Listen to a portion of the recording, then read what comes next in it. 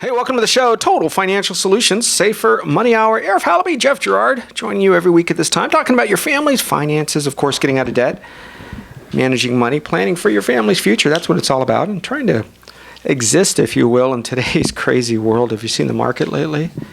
Up 100 points, down 100, up 1,000, down 1,000.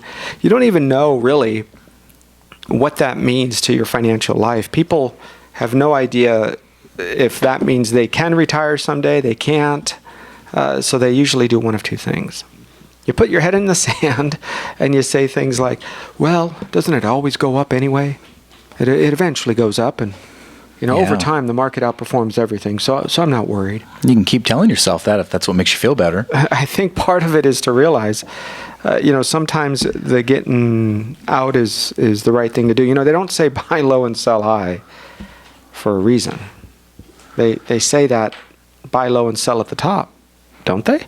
No, it's buy at the bottom, sell at the complete top of the market, right? That's right. Isn't that what they've... No, that's not it. How about when you make money, maybe it's time to save some of it? Because look, at the end of the day, it's your family's finances, and how do we make sure that you have money set aside so you're not going to be working if you don't want to?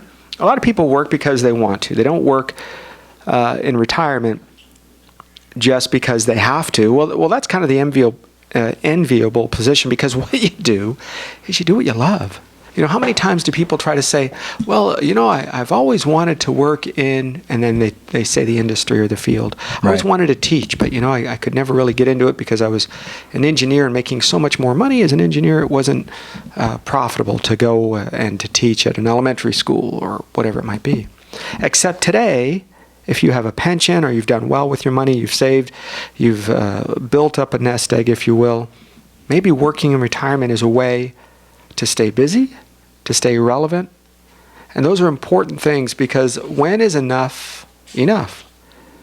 Sometimes people, especially poor people, and when I say poor, I mean the mindset, you guys will criticize rich people because you think that rich people are bad because they have more money, maybe more choices. Mm-hmm. Now, on the surface, you'll say, no, that's not what I mean. No.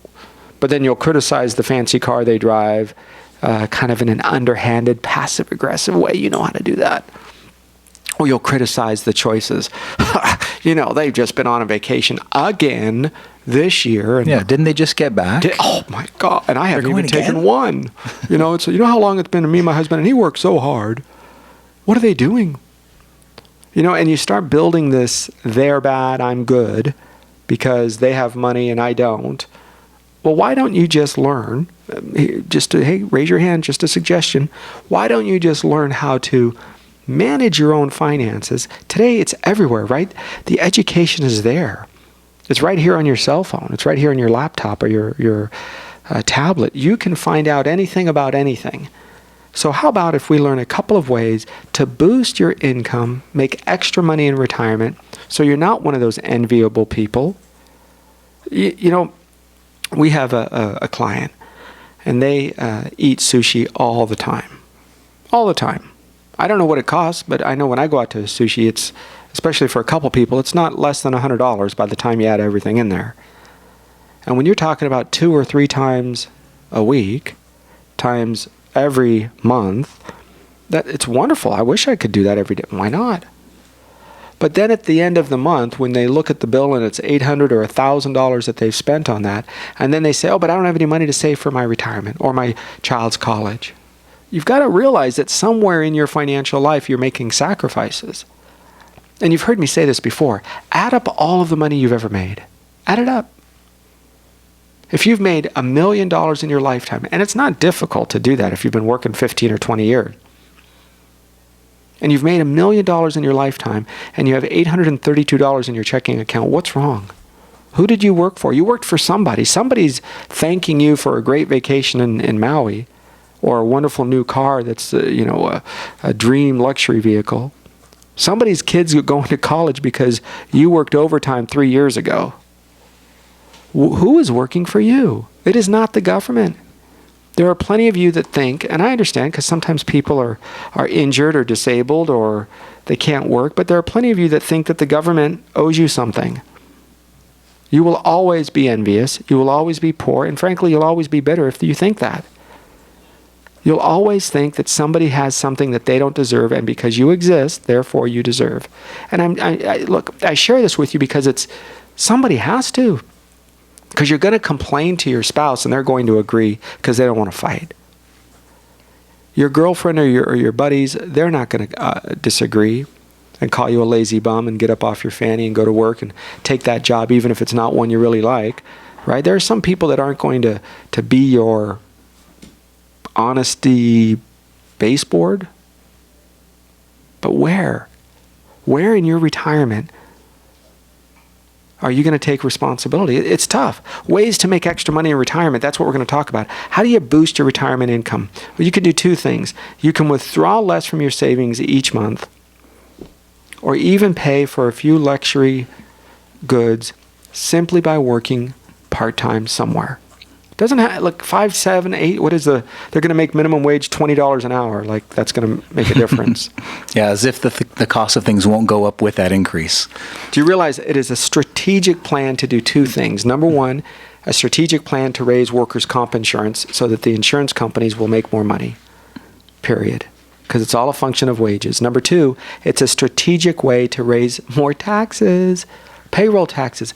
If you listen to me in November of 1996, December 1996, I was talking, maybe January of 97, but I remember talking about Social Security. The only way that they're going to make it last is to do two things: to reduce the benefits and increase the taxes.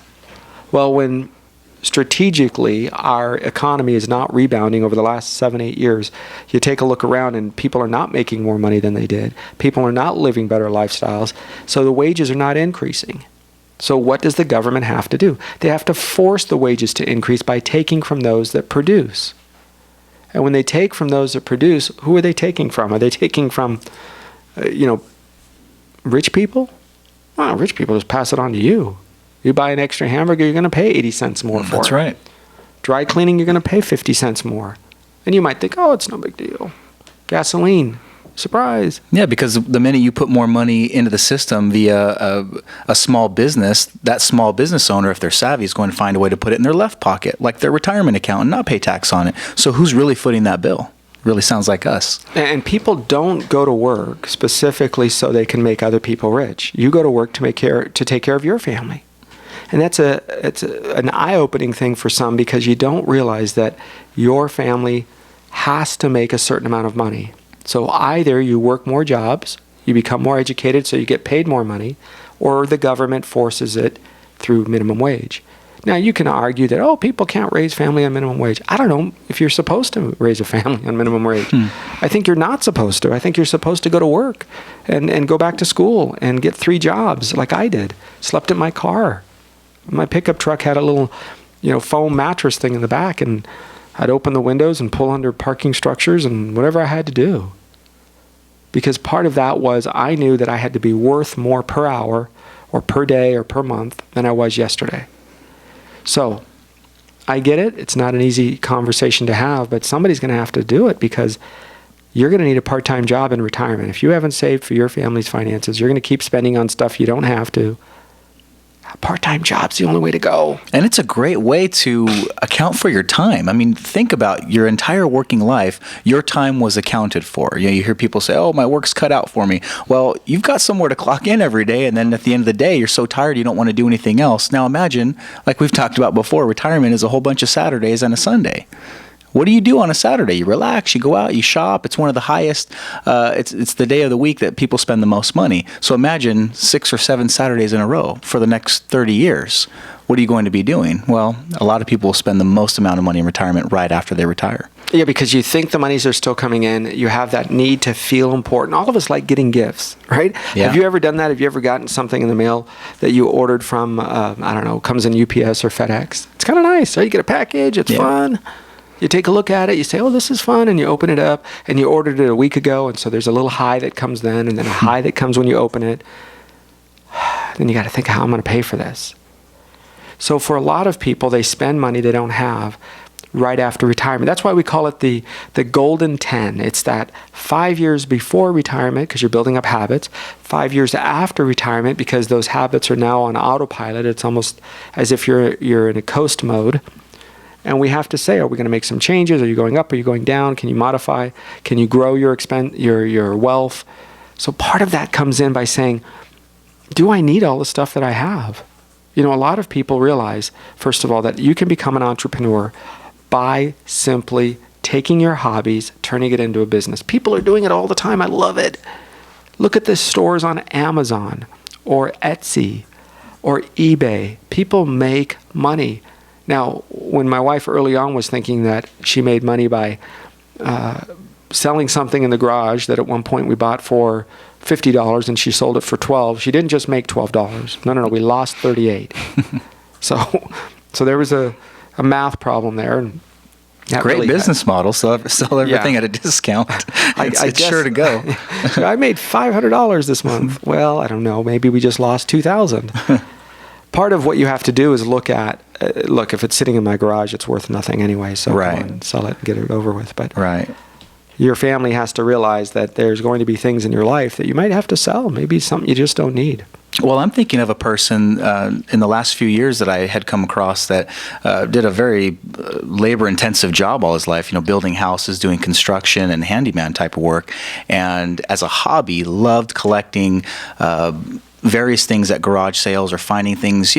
People put things out on the curb before trash day, or especially, I'll tell you, the best time to go garage sailing is after the garage sale weekend. Because whatever people didn't sell, they put out there. And so this person came to find that all these little trinkets and things that he found, he was able to sell on eBay. And just like Arif said, made a business out of it. Well, it turned out to be that as his construction business was starting to decline, and not so much because he was doing a poor job, but because of the economy. He didn't market very much or promote his business. So just, the word of mouth pipeline just kind of died down after a while. And he had put a lot more time and attention into his online sales business of this garage sailing hobby, buying something lower and selling it for more than he paid for it. And that actually turned out to be a venture that replaced his income ultimately. Oh, nice. And that was really cool because now he went from something that was, hard on his body to something where he could just, a couple keystrokes and a few drives, around town here and there, doing something he loved doing anyway. So turning that hobby into a job is a great way to transition out of your normal career into retirement. And it's a kind of a low cost way of doing it. It's accounting for your time. Hopefully you're not spending a lot of money putting it back into this little hobby that you have, and maybe you can make some money at the same time. My grandfather on one side of the family used to maintain rest areas. You guys know what rest areas are. So his job was to mow the lawns and to take out the trash, clean the bathrooms, maintain rest areas in Michigan. They're very popular there because there's a lot of open space and it takes a while between towns when you're driving. Sure. So that's what he did for a living. On the other side, my grandfather drove a taxi in Beirut, Lebanon. Pretty cool, huh? And nice. A taxi there is kind of like Uber today. Isn't it interesting? It's full circle. Truly. Right? Back then, you just throw something on the roof and you become a taxi. It's all technologically savvy now because it's all done by your phones. But back then, it's very simple. Today I'm a taxi. That's right. And that's what they did. And both of those are hardworking individuals that ultimately lived a life that was not easy. Often it was hand to mouth. And one of the things that you mentioned, Jeff, my grandfather used to come home with, "This is a wonderful lamp." He would find it in the trash, Are you sure we didn't have the same grandfather? Yeah. "This is a great jacket," or something. I remember him coming home and my grandmother would be like, "I don't wear that." No, look, just wash it. It's great. And you would see that same concept of Uber, of taxi driving, and I don't know what my grandfather called it back then, but working in the rest areas and finding things that people discarded. And today that's called eBay. Sure. Today that's called flea market, hunting on your favorite cable channel, reality station. How much money can you turn out of junk, if you will? Yep.